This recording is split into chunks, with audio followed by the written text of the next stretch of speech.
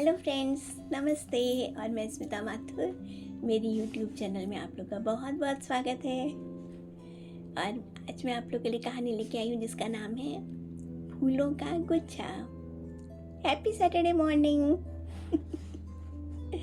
तो फूलों के गुच्छे में एक ऐसी लेडी की कहानी है जो जीवन के बहुत कठिन मोड़ों पे, जब जीवन में झंझावात आता है उसके बाद भी बड़ी हिम्मत से अपना जीवन निकालती हैं और अपने बच्चों को बहुत अच्छे से पालती पोसती हैं और उनको लायक बनाती हैं। तो बस ऐसी ही एक जुझारू लेडी की कहानी है फूलों का गुच्छा।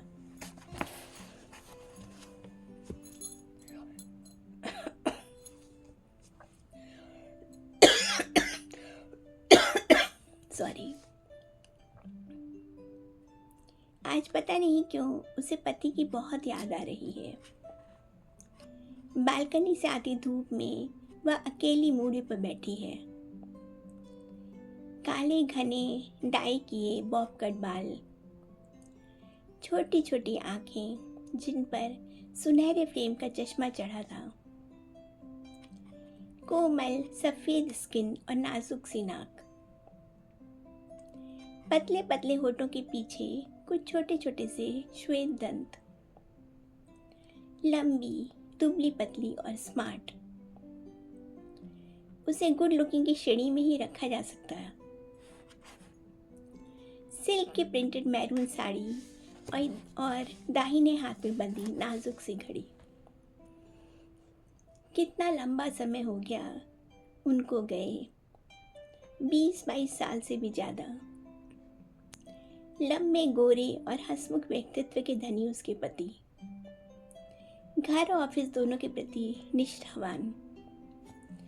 दाम्पत्य का वह 16-17 वर्ष लंबा जीवन कितना खूबसूरत था। उनके साथ उनके प्यार में भीगे हुए सुहाने दिन और 2 खूबसूरत बेटे। जैसे वह जीवन के सुनहरे पालने पर झूल रही थी। और फिर अचानक ये क्या हुआ। 3 महीने के अंदर ही भीषण कैंसर से उनकी जीवन लीला समाप्त हो गई थी। हरा भरा घर जैसे टूट के बिखर गया था। एक एक डाली टूट के बिखर गई इस भीषण तूफान में, और वह रह गई थी अकेली, जीवन में आगे आने वाले झंझावतों को झेलने के लिए, अनजान पथ पर आने वाले कांटों में बिंधने के लिए। बड़ी मुश्किल से उसने खुद को संभाला था। बूढ़े हो रहे पापा ने अपना वरद हस्त फिर एक बार उसके सिर पर रखा था। पति के असमय साथ छोड़कर अनंत यात्रा पर चले जाने के बाद सरकारी कॉलोनी का अपना नीड छोड़कर वह शहर में बसे पापा के घर आ गई थी, उदास, मजबूर और टूटी हुई। पति के इलाज पर भी बहुत खर्च हो चुका था, लेकिन उसकी बचत करने की आदत और लाइफ इंश्योरेंस पॉलिसी ने ही उसको बचा लिया था।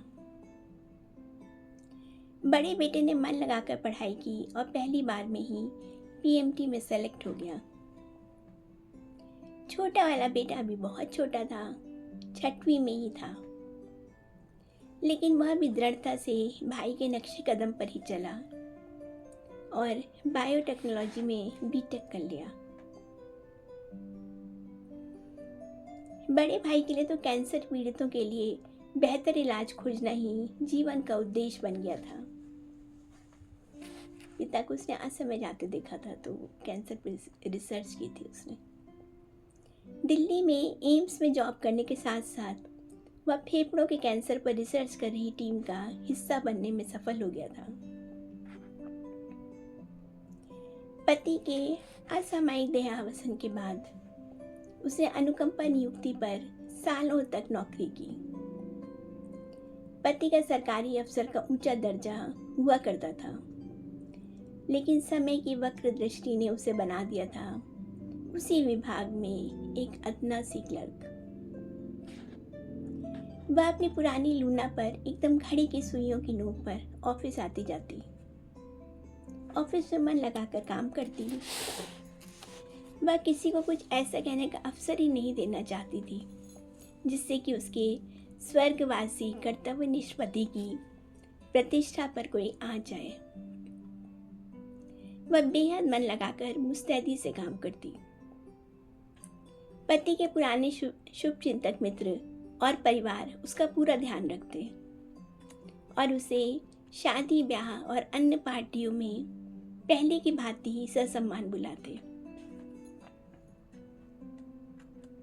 परंतु कार्यालयीन अवधि में वह स्वयं कार्यस्थल पर उपयुक्त सामान्य शिष्टाचार और मर्यादाओं का पूरा ध्यान रखती।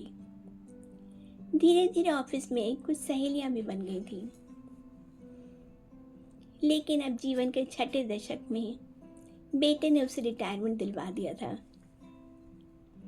एक बहुमंजिली इमारत में ग्राउंड फ्लोर पर उसको फ्लैट दिलाया था और खुद पहली फ्लोर पर था। अचानक ही उसकी तंद्रा टूटी थी। Happy birthday mummy. उसने चौंक कर देखा, अरे आज 6 जनवरी है।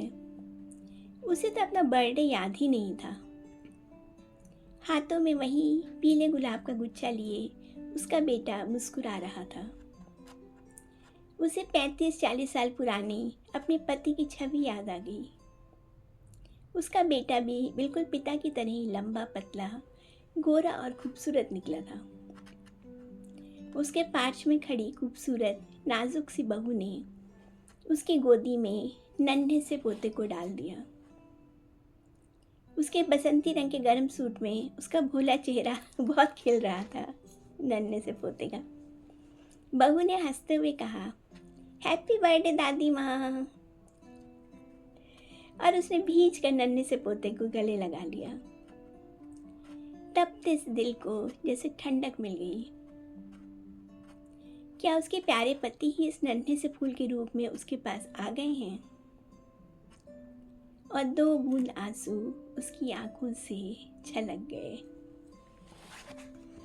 तो बस ये एक छोटी सी कहानी है और जो मेरी पुस्तक वो कुछ जाने कुछ अनजाने से ली गई है, जो कि शॉर्ट कहानियों का कलेक्शन है। ऑलमोस्ट 50 कहानियाँ हैं इसमें, जो अपने ही आसपास के लोगों से प्रेरित होकर मैंने लिखी हैं। तो बस ऐसे ही आप मेरी कहानियाँ सुनते रहिए। और अगर आपको मेरी कहानियाँ, छोटी छोटी कहानियाँ जो कि अधिकतर वुमेन कैरेक्टर्स पर बेस्ड है, पसंद आए तो प्लीज़ मेरी यूट्यूब चैनल को सब्सक्राइब करिए और अपने फ्रेंड्स और रिलेटिव्स के साथ शेयर करिए। Okay bye, see you. फिर मिलते हैं अगले सैटरडे को। बाय।